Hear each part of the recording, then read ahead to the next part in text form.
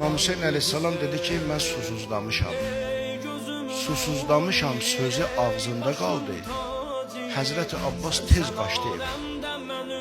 Gəldi dedi, ana, qardaşım susuzlayıb, onun üçün su ver aparım. Xanım Ümmülbənin dedi ki, təkcə İmam Hüseyin orada yoxdur axı. Deyir, o bir qardaşlarım da var, atam da oradadır. Ya mən sənə biz sini deyərik də, siniyə sular qoyun, apar. Su qablarına su süzdü Ümmülbənin xanım, qoydu qaba. Həzrəti Abbas başının üstündə tutdu belə suları.